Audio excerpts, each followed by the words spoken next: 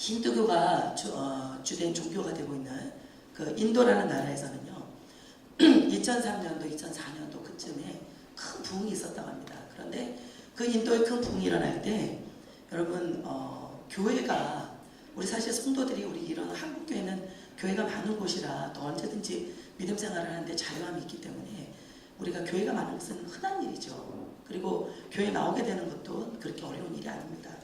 그런데 이러한 이방 종교가 있는 또 그런 것들이 그 나라의 주된 종교가 되고 있는 이런 나라에서는 교회에 많은 무리들이 나와서 하나님 앞에 임재 가운데 예배한다는 것은요 사실 머릿속에 잘 그려지지 않습니다. 제가 어떤 그 영상을 하나 보게 됐는데요. 거기 보니까 인도에 큰 영적 부흥이 일어날 때 밀키 장로교회라는 그 한 교회에서 예배를 드리다가 그 이렇게 성전 앞에 이렇게 벽이 있는데요. 벽에 뭐가 생기게 됐냐면 예수님의 얼굴이 나타나시는 거예요. 그것을 뒤에서 촬영을 했더라고요. 그래가지고 저도 그걸 보고서 너무 놀랐는데 저게 조작이 된 거 아닌가 막 이런 생각까지 들 정도로 그 많은 그 이방 종교에 절어있던 그 인도 사람들이요 가서 목회자가 손을 얹어 기도하고 또 교회에 대해서 아마 기도 사역을 해주는 그런 아마 평신도들 같아요. 그런 분들이 가서 옆에서 어깨를 붙잡고 또 그분의 가슴에 손을 얹고 기도를 해주는데요. 그동안 이 우상 숭배에 절어있던 이런 분들이요 자기도 모르게 그냥 대성통곡을 하면서 회개가 일어나기 시작하고 이분들이 하나님의 존재 앞에서 예배를 드리는데요. 그 예수님의 얼굴을 다 이분들이 보면서 그 앞에 나와가지고 벽 앞에 그냥 사람들이 꽉 차서 거기서 예배를 드리는 장면을 보고 제가 참 감격하게 됐습니다. 우리가 지금 우리 눈으로 보이진 않지만 예수의 이름으로 모인 이 거룩한 하나님 임재하는 교회 바로 이것을 우리 주님이 함께 하시는 줄 믿습니다. 오늘 교회가 무엇이냐 또 우리가 정말 우리 예수 이름으로 모인 이 꿈의 교회 우리 교회는 과연 사명은 무엇이고 또 그 사명을 감당하고 있는 믿음의 경고한 교회가 되고 있는가 이걸 한번 우리 말씀을 좀 보겠습니다. 다 같이 오늘 찾으실 본문의 말씀은 마태복음 16장 13절에서 20절까지입니다. 마태복음 16장 13절부터 20절까지 우리 신약성경 26, 27쪽에 있습니다. 우리 찾으셨으면 다 같이 한 목소리로 같이 읽도록 하겠습니다. 예수께서 빌립보 가이사랴 지방에 이르러 제자들에게 물어 이르시되 사람들이 인자를 누구라 하느냐 이르되 더러는 세례 요한 더러는 엘리야 어떤 이는 예레미야나 선지자 중에 하나라 하나이다. 이르시되 너희는 나를 누구라 하느냐 시몬 베드로가 대답하여 이르되 주는 그리스도시요 살아계신 하나님의 아들이시니이다. 예수께서 대답하여 이르시되 바요나 시몬아 내가 복이 있도다. 이를 내게 알게 하니는 혈육이 아니요 하늘에 계신 내 아버지시니라. 또 내가 내게 이르노니 너는 베드로라. 내가 이 반석 위에 내 교회를 세우리니 음부의 권세가 이기지 못하리라. 내가 천국 열쇠를 내게 주리니 내가 땅에서 무엇이든지 매면 하늘에서도 매일 것이요 내가 땅에서 무엇이든지 풀면 하늘에서도 풀리리라 하시고 이에 제자들에게 경고하사 자기가 그리스도인 것을 아무에게도 이르지 말라 하시니라. 아멘. 오늘 이 마태복음 16장 13절 20절은 특별히 우리 하나님의 교회에 관해서 교회의 시초에 관해서 증거지는 본문의 말씀이라고 많이 우리가 익히 알고 있습니다. 여러분 정말 교회라는 곳은요 우리가 때로는 이러한 많은 무리들이 모여서 예배드리는 그러한 하나님의 교회 하나님의 임재가 있는 곳이라고 우리가 떠올리지만 때로는 정말 단 한 명이 예수를 주로 고백하는 단 한 사람이 주 앞에 나와서 하나님을 예배하고 하나님을 섬기는 그런 곳이 바로 교회라고 저는 그렇게 믿습니다. 우리가 영국은 지금 2003년, 2004년 그때 지나가면서요. 벌써 그 이전 1996년부터 참 많은 교회들이 문을 닫기 시작하는 그런 때로 말하고 있습니다. 한 교회에서는요. 어떤 일이 있었냐면 예수를 주로 고백하고 또 경건주의가 가장 먼저 창시가 되었던 이 가장 유명한 이 영적 나라, 영국이란 나라가요. 이제는 예수를 주로 고백하는 많은 성도들이 교회를 떠나기 시작하면서요. 교회가 점점 어떻게 되어 있냐면요. 힘을 잃기 시작했습니다. 너무 잘 알고 계시죠? 지금 영국의 기독교인들, 크리스찬들이 몇 퍼센트냐? 단 2%에 불과하다고 해요. 너무 충격적인 일이죠. 그 교회가 예수 이름으로 모여서 하나님을 예배하고 찬양하고 수많은 무리들이 예수 이름으로 구원을 받는 그 전도의 물결이 일어났던 그 영국 땅이요. 이제는 교회가 문을 닫기 시작하고 심지어는요. 교회 지붕이 지금 내려앉을 그런 위기가 돼가지고요. 이 교회가 어느 교회냐면 우리가 잘 알고 있는 우리 한국 땅에 복음이 처음 들어오게 되었던 성경을 처음에 가지고 들어왔던 선교사 토마스 선교사를 파송한 한오버 교회라는 그 교회인데요. 그 교회는 지금 단 외롭게 부부 두 사람이 평신도 두 분이 그 교회를 관리하고 있다고 합니다. 그런데 그 교회를 날마다 아침에 가서 그 교회를 청소하고 이렇게 하고 있는데 그 교회 지붕은요 이제 무너질 위기에 있다고 해요. 그리고 그 주변에는 언제 이게 무너질지 모르니까 사람들이 근처에 오면 위험하기 때문에 그 근처에 접근 금지하도록 그렇게 보호받고 있다라고 그러죠. 그래서 이 나라에서 영국 나라에서는 이 한오버 교회를 도대체 관리하기가 어렵다. 저 상태로 두고 더 이상 이제는 뭐 역사적인 유적지로 두기도 어렵다. 그래가지고 그걸 어떻게 처분할까를 생각하고 있다고 합니다. 예. 오늘 우리가 참 이러한 위기 가운데 있는 이 영국 땅인데요. 그럼에도 불구하고 그곳에 예수를 주로 고백하는 정말 그 단 한 사람이 그곳에 있다면 하나님의 교회는 예수 이름으로 든든하게 세워져 있다고 좀 분명하게 믿습니다. 예. 우리 하나님께서 정말 이 교회는 구원받을 자들을 부르시는 곳이고 또 예수 이름으로 구원받을 하나님의 구원의 사명을 주시고 부여하신 그런 하나님의 교회라고 분명히 성경은 가르쳐주고 있습니다. 그래서 교회는 이 땅에 세워져 가야 하고 또 영원토록 주님 오시는 그날까지 교회는 계속적으로 부흥이 일어나는 그런 하나님의 역사를 이루는 곳이라고 그렇게 믿으시길 바랍니다. 예, 우리는 이 시대는 하나님의 나라를 거스르고 예수를 주로 고백하는 모든 사람들을 할 수만 있다면 우는 사자처럼 두루두루 다니며 그 삼킬자들을 찾는 사탄의 역사 가운데 있습니다. 그러나 교회는 하나님의 보호자가 되시고 하나님의 그 친히 인도자가 되셔서 교회를 이끌어 가심을 우리는 잊지 말아야 합니다. 예, 믿음이 없는 곳에선 주님이 일하시지 못했고 그곳에서 복음을 전하시지 않았던 그 성경의 근거를 우리는 분명히 알고 있습니다. 그렇기 때문에 교회가 예수님이 지금도 끝까지 복음을 증거하는 그 하나님의 사명을 계속적으로 이뤄가시는 그 일을 위해서는 우리 모든 성도들은 교회의 부흥을 위해서 전도를 위해서 또 예수 이름으로 모든 영혼들을 구원하기 위해서 우리는 늘 날마다 깨어 기도하는 그런 교회가 되어야 될 줄 믿습니다. 제가 이제 이런 말씀을 준비하다 보니까요 이런 얘기를 좀 찾아보게 됐습니다. 한 어떤 아들이요 어릴 때부터 엄마의 너무나 극진한 사랑을 받았습니다. 그래서 아무것도 모르고 철이 없던 그때 친구의 책을 몰래 훔치게 됐어요. 근데 어머니는 그 아들을 너무너무 사랑해서 그 아들이 나중에 언젠가 철이 들면 깨닫겠지 하고서 그 기회를 그냥 격려를 해주고 좀 더 이렇게 다른 표현으로 부드러운 표현으로 이렇게 지나가고 말았습니다. 그리고 났더니 아이가 좀 더 죄 짓는 것에 대해서 담대해졌던 것 같아요. 그래서 다음에는 다른 사람의 옷을 훔치게 됐답니다. 그랬더니 어머니는요 먼저 이전보다도 더 한층 더 그 아이를 더 이렇게 보호하려는 모습으로 그 자녀를 대하게 되었답니다.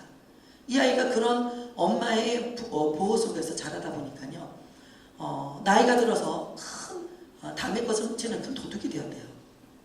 이렇게 나중에 이게 발각이 되고 현장에서 현행범으로 붙잡혀가지고 결국은 손이 뒤로 묶여서 이제 철장에 들어가는 신세가 됐습니다. 이제 나중에 그곳에서 나오게 됐는데요. 뭐 자기 안에 양심이 거리끼지긴 하지만 누구도 자기를 가장 사랑하는 그런 대표자라고 생각하는 부모도 그것에 대해서 제지를 하지 않고 그것에 대해서 책망하지 않았던 이러한 경험을 가지고 살았던 이 아들이요. 결국 나중에 마지막 어떻게 되냐면 사형장에 끌려가는 형국이 되고 말았답니다. 자, 그런데 이 어머니가 그 사형장에 끌려가는 그 아들을 뒤에서 울면서 쫓아가면서 가슴을 치면서 이렇게 얘기하는 거예요. 네가 어쩌다가 이런 지경이 됐느냐. 예, 부모가 안타깝죠. 그랬더니 그 아들의 팔을 안겨가지고 엄마가 울기 시작하는데요. 이 아들이 엄마한테 뭔가를 얘기할 것처럼 그 귀에다가 얼굴을 가져대더랍니다. 근데 갑자기 그 어머니 귀를 물어뜯더라는 거예요. 그래서 이 어머니가 깜짝 놀라가지고 일어나서 하는 소리가 네가 처음에는 책을 가지고 남의 것을 훔치더니 이제는 급기야는 엄마의 귀로 물어뜯으면서 불효까지 행하느냐 이렇게 책망을 하게 됐는데요. 그때 이 아이가 하는 말이 이런 말이에요. 엄마, 내가 처음 책을 훔쳐갔을 때 엄마는 왜 나를 지금처럼 꾸짖지 않았냐. 만약 그때 나를 이렇게 꾸짖어줬더라면 이것이 잘못된 것이라는 것을 분명하게 가르쳐줬더라면 나는 지금 이 사형장에 끌려가지 않을 것이다. 그 죽으면서까지 엄마를 원망하더라는 거죠. 오늘 우리 모든 믿음의 사람들의 이 믿음의 첫 시작이라는 것이 얼마나 중요한가를 우리 한번 돌아볼 수 있는 그런 예화라고 생각합니다. 우리의 믿음의 첫 믿음이 하나님을 어떤 분으로 생각하느냐, 예수님을 어떤 분으로 경험했고 어떤 분으로 고백하게 되느냐, 이것이 바로 오늘 교회가 서는 이 첫 시작, 예수를 믿음의 주로 고백하는 그 첫 시작에 굉장히 우리 믿음의 사람들이 돌아보는 중요한 문제가 된다는 것입니다. 우리 마태복음 16장 13절을 방금 읽었는데요. 여기 보니까 예수님께서 하나님의 아들을 이 땅에 보내심을 받고 많은 곳들을 다니시면서 예수의 복음을, 하나님의 천국의 복음을 전파하십니다. 가다 보니까 많은 병든 자들이 있어요. 병든 자든 약한 자들을 고쳐주십니다. 또 귀신 들린 자들이 있어서 그들의 귀신을 내어 쫓아주십니다. 이런 많은 예수님이 일으키시는 하나님 나라의 기적들을 많은 무리들과 군중들이 바라보고서 다 나가서 예수께서 이런 일을 일으키시더라, 또 예수가 이런 기적을 주시더라 하는 이야기가 소문의 소문을 얻게 되는 것입니다. 그때 어느 날 예수님께서 빌립보 가이사랴 지방에 가게 되셨는데, 그때 많은 제자들이 그러한 예수님의 기적과 이적을 바라보고서 예수가 주가 되셨다, 그 다음에 예수로 말미암아 하나님의 나라 이 땅에 도래하고 있다는 것을 이 제자들이 나아가서 증거하기 시작합니다.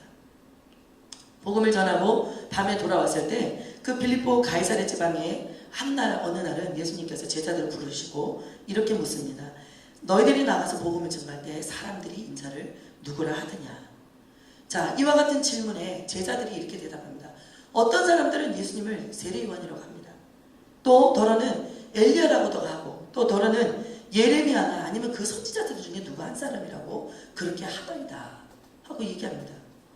정말 많은 하나님의 복음이 증거될 때 바로 많은 예수를 알지 못하고 하나님을 만나지 못했던 많은 사람들은 그 하나님의 기적과 이적과 병든 자를 일으키시는, 또 귀신 들린 자를 일으키시는, 또 고치시는 그 하나님의 그 많은 구원의 역사들을 바라보면서 하나님 살아계심이 나타나고 증거될 줄 믿습니다.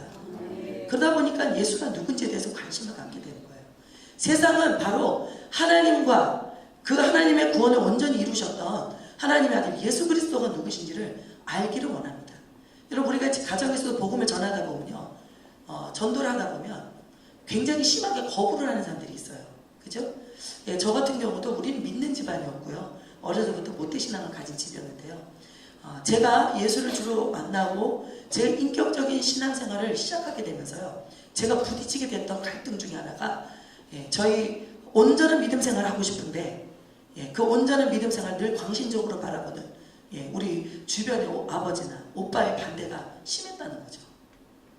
그래서 제가 지금 예수님을 왜 이렇게 만나고 이렇게 섬겨야 되느냐에 대해서 늘 저는 주님 안에서 담대하게 고백했습니다.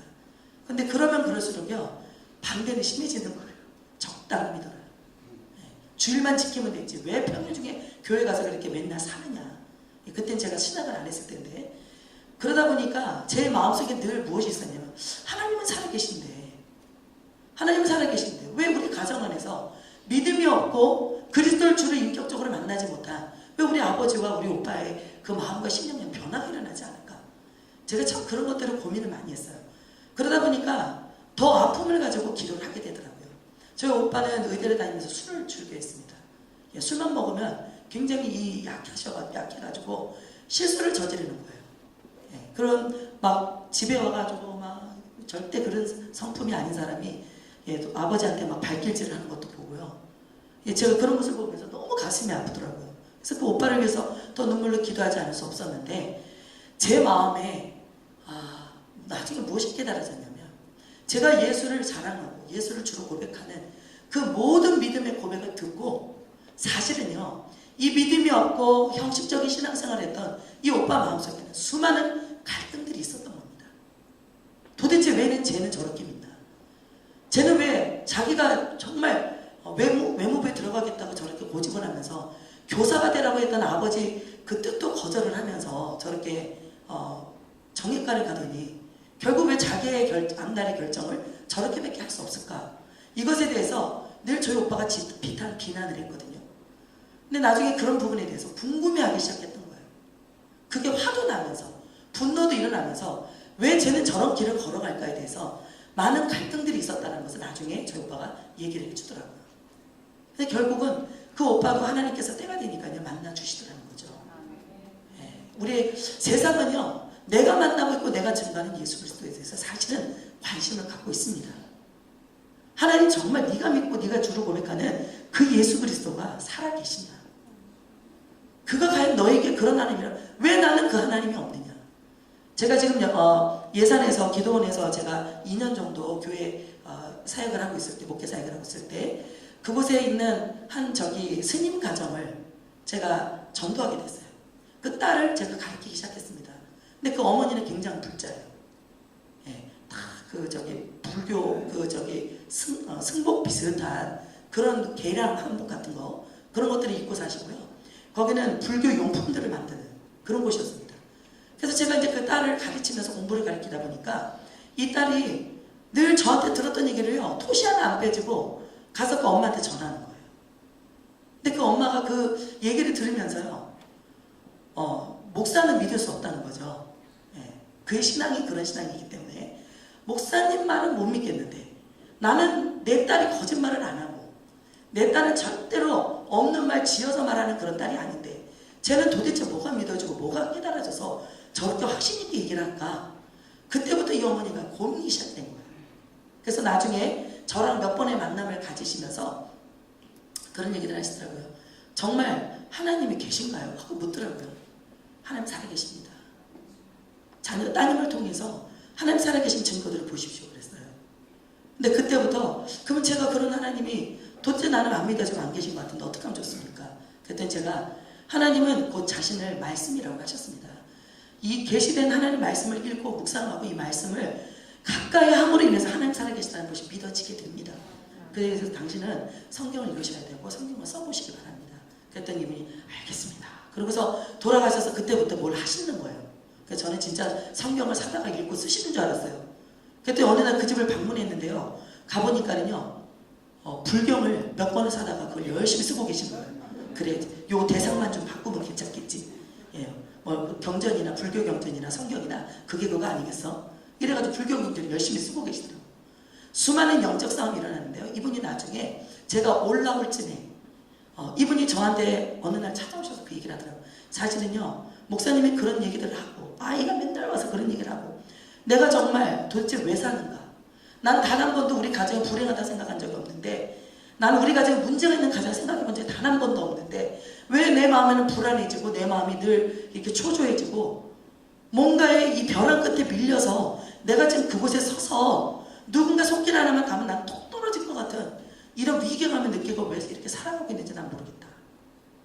어떻게 하면 좋으냐 이렇게 얘기하시더라고요. 그래서 제가 그 어머니를 위해서 간절히 기도해드리고 그리고 이제 바로 올라오게 되었습니다. 여러분 세상은 내가 믿고 오늘 살아계시다고 확신하는 그 주님에 대해서 궁금해합니다. 그 주님을 알기 원합니다. 그리고 그들도 역시 정말 계시다면 나도 그 주님을 만나고 싶다 라고 사실은 마음에 많은 외침들을 가지고 살아가게 되는 것입니다. 그렇기 때문에 예수의 복음을 전하는 우리 믿는 자들의 믿음과 확신이 무엇보다도 중요한 줄 믿습니다. 성도들이 왜 오늘날 교회의 부흥을 경험하지 못하냐? 성도들은 확신 있고 분명한 내 믿음의 구원의 확신을 가지고 천국의 영생의 소망을 갖고 있는 분명한 그리스도의 믿음을 가진 사람들이 별로 없다는 거죠. 저는 오늘날 교회의 위기는 바로 이것이라고 생각합니다. 수많은 하나님의 성도들이 나아가서 예수를 전하다 보니까 하나님의 나라가 이루어지는 것들을 경험하게 됩니다. 전도할 때 하나님께서는 많은 사람들이 예수를 주로 고백하는 귀한 하나님 나라의 열매를 우리 가운데 허락하실 줄 믿습니다. 자, 이런 가운데 제자들은요, 세례요한이다, 엘리야다, 예레미야다 이렇게 말하게 되었습니다. 근데 정작 그 다음 말씀 구절을 보니까요, 예수님은 세상의 반응에 별로 관심이 없어 보이세요. 보니까 그렇다면 너희는 나를 누구라 하느냐 이렇게 주님이 부르십니다. 언젠가는 하나님의 복음의 씨앗이 떨어지는 것에는 반드시 그곳에는 열매가 일어나고 반드시 많은 하나님의 무리들이 하나님을 섬기는 우리 믿음의 성도의 무리가 일어난다는 것을 주님은 확신하게 되셨던 것 같아요. 그래서 제자들의 입술을 통해서 복음을 전해지는 그 모든 곳에는 이제 하나님의 복음이 마치 천국이 이 땅을 침노하고 찾아오고 있듯이 하나님의 나라가 그들 땅에 침노해 가고 계시다는 것을 주님은 분명히 알고 계시는 것 같습니다.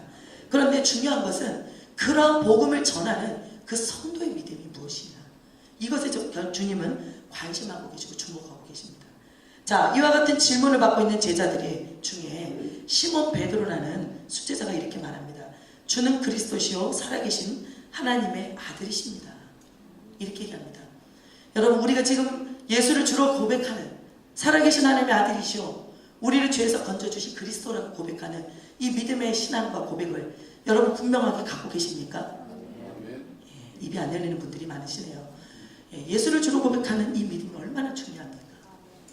우리가 잘 알고 있는 1907년에 평양에서 일어났던 대부흥운동 아시죠?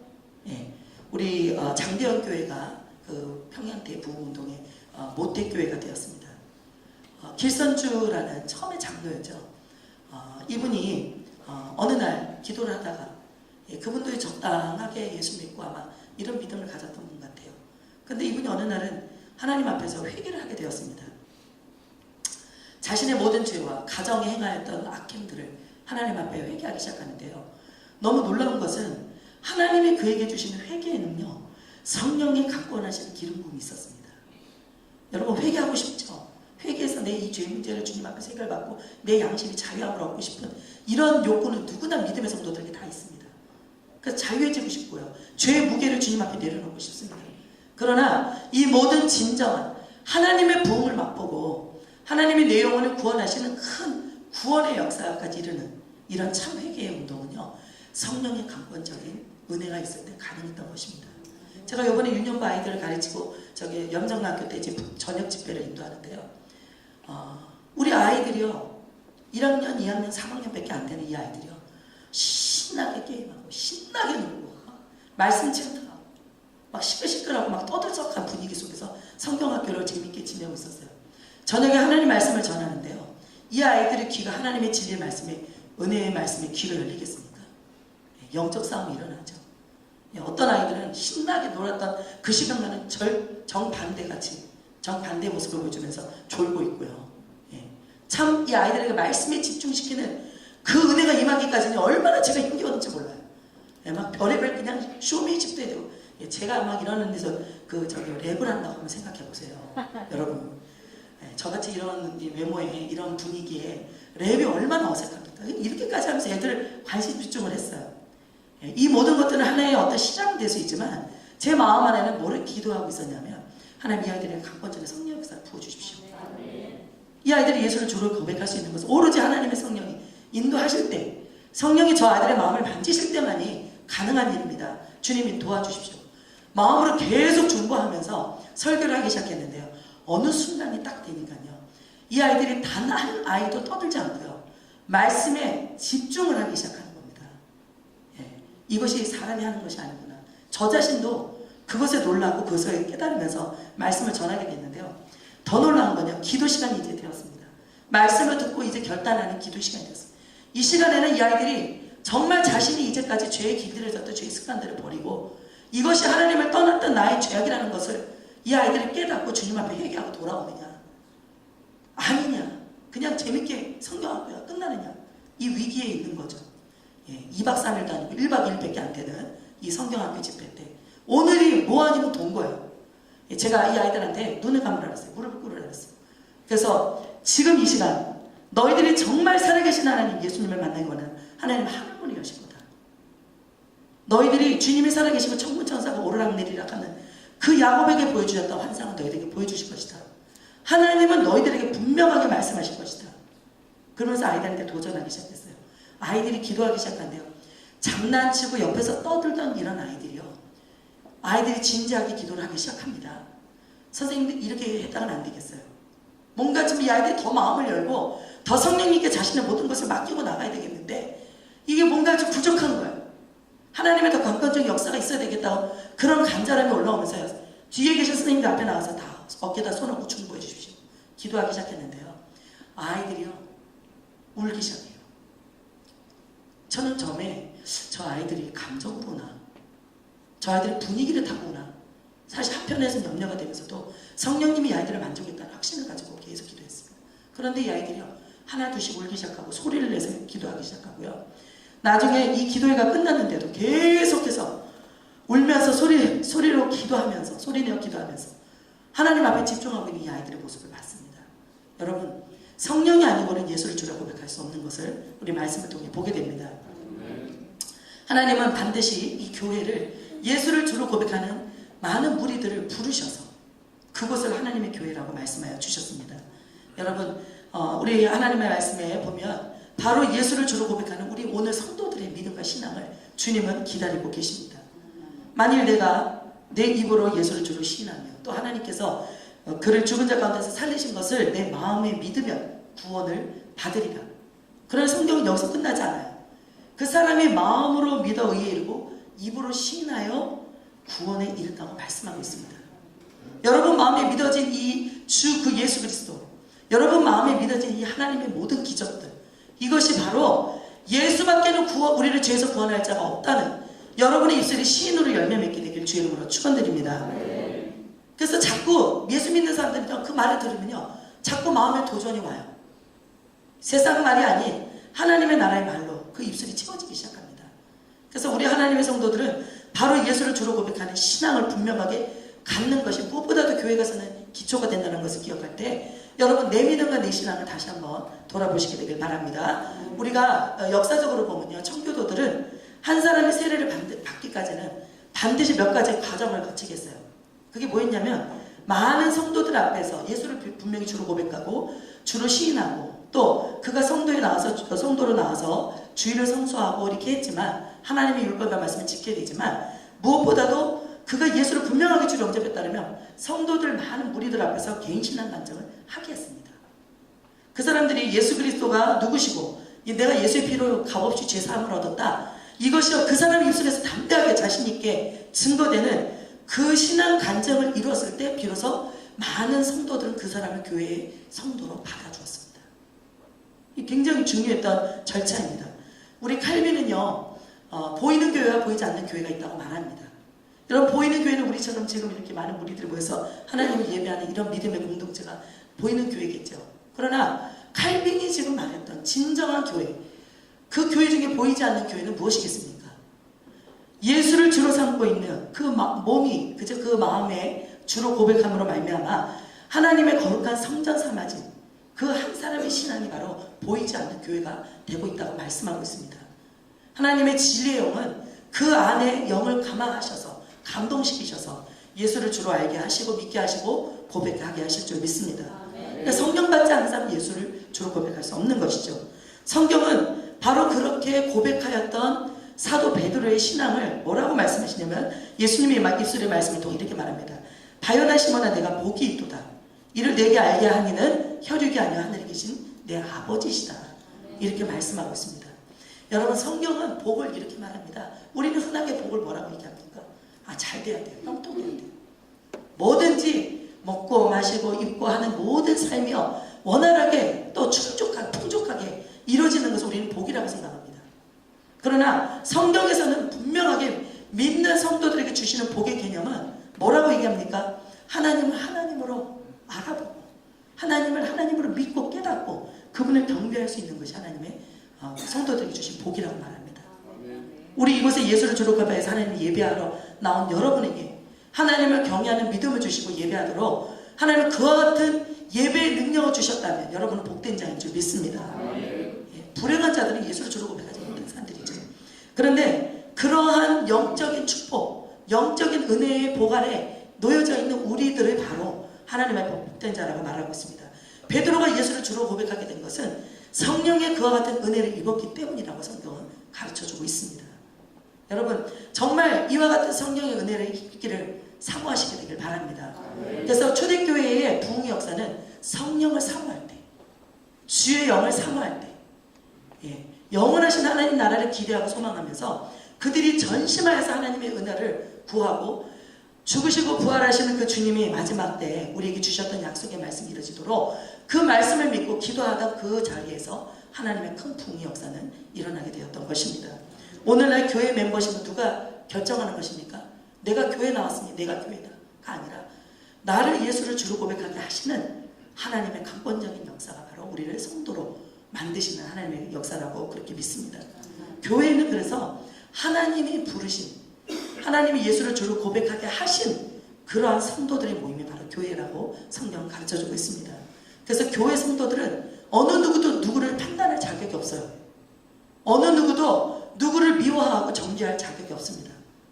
값없이 피 흘려주신 주님의 피로 말미암아 그 성도를 구원하시고자 하시는 하나님의 계획 속에 그 사람은 교회를 이루는 성도로 부르심을 받았기 때문입니다.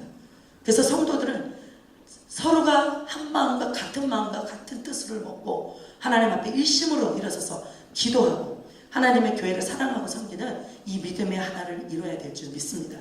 오늘날 이것이 교회입니다. 또 두 번째는, 자, 교회는 어떤 것입니까? 바로 예수의 반석 위에 세워진 것이 바로 교회입니다.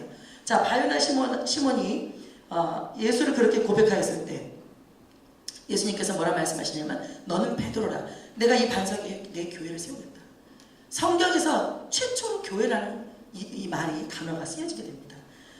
자, 이 베드로라는 이 말은요, 페트로스라는 뜻인데요. 페트로스라는 헬라어 단어인데요. 자, 우리는 모든 사람들은 이렇게 얘기합니다.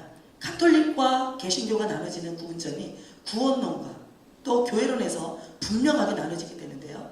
자, 우리 개신교에서는 예수를 주로 고백하는 우리 모든 성도들은 예수를 믿는 믿음의 반석 위에, 그죠? 값없이 주신 하나님의 구원을 얻습니다. 그죠? 그러나 가톨릭 교회에서는요, 어떻게 합니까? 그 교회에서는, 진정한 교회는요, 바로 이 베드로가 고백한 신앙 위에 세워졌다. 그런데 그 베드로, 하나님의 사도였던 베드로가 죽고 나와 보니까 그의 후계자, 그죠? 교회의 교회의 사도가 되는 바로 이 교황들이 바로 예수를 주로 고백하는 그 신앙의 사도권을 이어받았다, 이렇게 얘기하죠. 그러다 보니까는 이 교황이 바로 이 모든 교회를 결정하고 주님이 하시는 그 교회의 모든 결정들을 대리자처럼 행하는 절대 권력을 갖게 된다고 그렇게 해석하고 있습니다. 성경은 그러나 분명하게 얘기하는 것은 이 페트로스는, 자, 우리가 이 단어를 보니까 페트로스가 아니라 페트라스라고 그렇게 쓰여져 있습니다. 이 페트라스라는 단어는 어원은 같은 단어에서 나온 단어이지만 이거는 좀 더 크고 완전하고 절대적인, 변함이 없고 요동함이 없는 그런 반석을 가리키는 뜻에서 나온 단어입니다. 그래서 이것은 베드로 한 사람이 아닌, 그죠? 우리의 영원한 기초가 되시고 견고한 바위가 되시는 바로 예수 그리스도를 분명하게 의미하고 있다라고 그렇게 우리 개신교 신학자들은 그렇게 이 부분을 해석하고 있습니다. 그래서 우리 모든 믿음의 사람들의 교회는 어디에 신앙 고백이 세워지느냐? 우리의 변함없는 절대 진리이신 예수 그리스도를 믿는 믿음의 주로 고백하는 신앙 위에 세워지게 되는 줄 믿습니다. 교황도 예수를 떠날 수 있는 죄인입니다. 어느 누구도 죄와 허물이 없는 그런 사람들은 아무도 없죠. 하나님의 절대적인 은혜와 은총을 힘입어서 예수를 나의 주로 믿음의 신앙, 성령님의 인도하심에 따라 고백하게 되었던 그 사람은 예수 그리스도의 경관 그 기초 위에 세워진 하나님의 교회 성도가 될 수 있다고 가르쳐주고 있습니다. 오늘 우리 많은 성도들은 바로 이와 같은 뜻을 분명하게 알고 믿어야 합니다. 에베소서 4장 15절 16절까지 보니까 오직 사랑 안에서 우리가 참된 것을 하여서 범사의 그에게까지 자라갈지니라 이렇게 말씀합니다. 왜냐하면 그는 머리니 곧 그리스도시다, 이렇게 얘기하고 있습니다. 우리는 다 그리스도에게서 우리는 지음을 받았고 각 마디마디를 통하여서 그 예수 그리스도께서 우리에게 지금 덧입혀 주신 그 도움을 받아서 우리 모든 사람들이 연결되고 결합이 되어서 한 교회를 이뤄가고 있다, 이렇게 말씀하고 있습니다. 우리 모든 지체들은 머리 대신 그리스도와 연결이 될 때 그리스도의 생명을 누리고 살아있는 성도의 삶을 살아가게 될 줄 믿습니다. 또한 그 모든 연합과 연결과 또 하나님의 큰 교회를 세워가는 그 아름다운 생명의 축복의 만남은 바로 우리가 그리스도를 온전히, 그죠? 머리에 연결되어서 그리스도를 주로 고백할 때 비로소 많은 성도들이 그리스도 안에서 한 몸을 이루어져 지어져 가게 되는 것입니다. 우리 교회는 바로 이와 같은 믿음의 고백에 의해서 세워지게 됐습니다. 저는 많은 성경 보고들을 통해서 보면요, 이러한 신앙의 고백을 잃으니까 교회가 무너졌어요. 아까도 말씀드렸죠. 우리가 사우스 웨스턴이라는 영국의 그 지대에 보니까요. 지금 우리가 2005년도 때는 기독교인이 3%에 불과했어요. 근데 지금은요. 아까 말씀드렸듯이 2%도 안 되는 기독교인밖에 안 남았습니다. 근데 그곳에 몇몇 교회들을 찾아가 보니까요. 교회가 고고장이 되어 있고요. 교회가 술집이 되어져 있고 역사 유물이 되어져 있는 그 건물은 그대로 남아있지만 그 안에 있는 모든 그 안의 기관들은요. 다 세상 것에 속된 것에 세속화된 것에 물들어져서 더 이상 그곳에는 예수 이름을 볼 수가 없대요. 예수의 그림을 성화로 만들어놨던 그 스테인드 글라스는요. 그게 하나의 어떤 박제에 불과한 상징밖에 되지 않더라는 거죠. 오늘 바로 우리가 교회가 교회됨에서 넘어지지 않을 수 있는 그 첫 시작은 무엇입니까? 예수를 주로 고백하는 많은 성도들이 자기 믿음을 지켜야 합니다. 우리 이 믿음은 어떻게 지켜질 수 있습니까? 말씀과 기도로 자기 믿음을 지켜나가게 된다고 얘기합니다. 바로 이와 같은 말씀으로 깨끗게 되고 또 성령 인도하시는 그 하나님의 강권적인 그 인도하심을 통해서 거룩함의 능력을 힘입은 이 교회들이 하나님의 주신 생명을 우리가 지켜나갈 때 바로 그 교회는 영원토록 견고하게 세워져 가는 것인 줄 믿습니다. 에베소서 5장 26, 27절에 보니까 이는 곧 물로 씻어 마음으로 말씀으로 깨끗하게 하사 거룩하게 하시고 자기 앞에 영광스러운 교회를 세우사 티나 주름 잡힌 것이나 이런 것들이 없이 거룩하고 흠이 없게 하려 하시니라. 이렇게 말씀하고 있습니다. 말씀이 죽은 교회는요 절대로 하나님의 교회를 세워나가는 경관교회가 될 수 없습니다. 그래서 교회는 말씀에 집중해야 합니다. 많은 사역이 일어나야죠. 세상을 마음 열 수 있도록 많은 세상에 있는 그 세상 사람들을 부를 수 있는 많은 지혜와 또 많은 프로그램들이 교회 안에서도 세워져야 된다고 저는 생각합니다. 워낙 이 세상은 세상 것을 좋아하니까. 그렇지만 우리가 결단코 말씀을 집중하고 하나님의 교회가 말씀에 흥황하여 세력을 얻는 이 초대교회 역사를 우리가 분명하게 믿고 있다면 교회는 궁극적으로는 하나님의 진리의 말씀에 흥황할 수 있도록 하나님의 말씀에 영적 부흥이 일어날 수 있도록 이를 사모하며 기도하는 교회가 되어야 될 줄 믿습니다. 우리가 땔감은 있으나 불이 없으면 불 붙을 수 없죠. 불은 있지만 땔감이 없으면 일어날 수 없습니다. 하나님의 성령의 불이 이곳에 부흥을 주시고자 임재하여 있어도 기도의 땔감이 없으면 하나님의 진리이신 말씀에 땔감이 없다면 교회 부흥은 일어날 수 없는 것입니다. 사단은요 마지막 때 큰 교회를 두려워하지 않습니다. 그러나 잠들어 있는 교회 또 주를 예수로 고백하지 않는 말씀이 없는 교회 말씀이 점점 식어져가는 교회 그런 교회는 만만한 밥이죠. 그러나 거룩의 능력으로 무장하여서 하나님의 말씀의 진리를 지켜나가는 이 교회는요 이 마지막 시대에 사단이 두려워하는 그러한 교회가 되고 있다는 것을 기억하시길 바랍니다. 하나님의 교회는 지금도 그리스도 안에서 든든하게 세워져 가야 합니다. 영국의 많은 교회가 이제 교회는 잠식되어 가지만 시크교나 아니면 무슬림이나 힌두교나 이런 것들이요 영국을 장악하고 있어요. 그러다 보니까 이방 종교의 문화들이 얼마나 성행하게 나가는지 영국 사람들이 이제 많은 사람들이 무슬림이 되어가고 있습니다. 하나님의 말씀을 잘못 오도하고 복음의 내용을 변질시키는 그런 교회의 잘못된 믿음 예수 그리스도의 터 위에 세워지지 않은 헛된 믿음 이것이 바로 우리가 경계해야 될 그 교회의 위기라고 생각합니다. 오늘 우리 모든 교회는 지금 그리스도 안에서 견고하게 우리 믿음을 지켜나가고 있습니까? 예수 그리스도는 분명하게 이제 다시 오신다고 그렇게 약속합니다. 어떤 분이 개인적으로 기도를 미국에 있는 기도하는 여동생한테 말씀을 나누다가 너무 힘들어했던 그 언니를 안타까워하면서 여동생이 기도해 주는데 그 동생이 그런 얘기를 하더래요. 언니 예수님 이제 곧 오시고 기도하는 그 마음 중에는 주님이 이제 곧 오시리라는 그 마음의 각본적인 그 음성을 들려주시는 거예요. 주님 곧 오십니다. 이제 마지막에 터 위에 세워진 견고한 교회 어느 한순간에 훅 불어버리면 겨처럼 날아갈 수 있는 이런 교회들이 이제 분명하게 주님 앞에서 나뉘어질 심판의 때가 오고 있습니다. 우리 교회가 지금 어떻게 하고 있습니까? 하나님의 성도들은 자신의 믿음을 무장하셔야 합니다. 그리고 그리스도의 말씀을 의지하고 기도의 능력을 힘입어서 오늘 우리 이 교회는 성령의 불을 꺼뜨리지 말아야 합니다. 교회의 사명은 불을 꺼뜨리지 않는 사명입니다. 그 불이 분명하게 있고 임재해 있다면 반드시 성도들의 믿음을 통해서 그 불은 확산되어질 줄 믿습니다. 하나님은 그런 교회를 찾고 계십니다. 오늘 다 같이 우리 잠깐 기도하겠습니다. 오늘 들은 말씀 속에서 여러분의 믿음과 여러분의 신앙을 한번 돌아보시고 진정으로 우리가 하나님의 성도로서 섬길 수 있는 믿음의 원전에 서 있는가 한번 자신을 돌아보며 함께 잠깐 1분 동안 기도하도록 하겠습니다.